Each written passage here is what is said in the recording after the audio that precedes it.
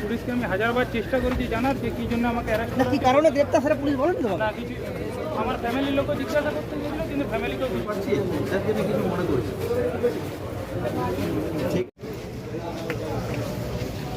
কি বলবে, কেন ধরেছে তোমাকে? আমি তো জানি, হাজারবার জিজ্ঞাসা করা হয়েছে, পুলিশ কোনো উত্তর দিতে পারেনি এখনো পর্যন্ত।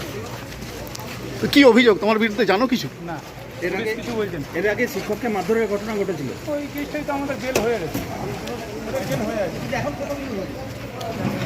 বলতে পারছি।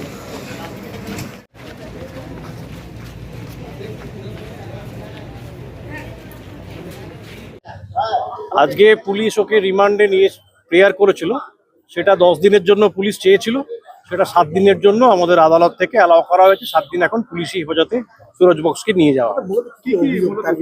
দেখুন, এই অভিযোগের সঙ্গে আমাদের এই সুরজ বক্সের কোনো যোগাযোগই নেই, এবং অভিযোগটা হচ্ছে আমাদের রাজগ্রাম সামনাঙ্গা রাস্তাতে ওখানে একটি ডাকাতির প্রচেষ্টার জন্য দুজন অ্যারেস্ট হয়।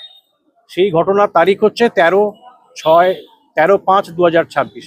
সেই ঘটনার সঙ্গে এই আসামিকে এই সুরজ বক্সকে যুক্ত করেই মামলায় ফরওয়ার্ড করা হয়েছে। দেখুন, এখনই এটা আমরা সবটাই খতিয়ে দেখছি।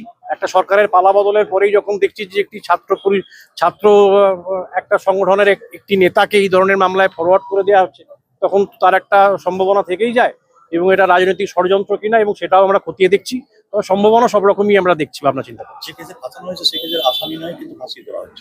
যে ঘটনা, যে অভিযোগের ভিত্তিতে মামলা শুরু হয়েছিল, সেই ঘটনা বা সেই অভিযোগের সঙ্গে এই মামলা যাকে আজকে কোর্টে ফরওয়ার্ড করেছে পুলিশ, কোন রকম কোনো সম্পর্ক আছে বলে আমরা বিশ্বাস করি না, এবং ঘটনার সঙ্গে জড়িতও নয়। অবশ্যই আমরা জামিনের দরখাস্ত করেছিলাম।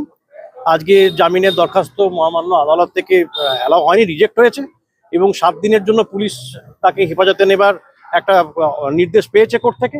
দেখা যাক, আগামী 23 তারিখে আবার কোর্টে তাকে তোলা হবে।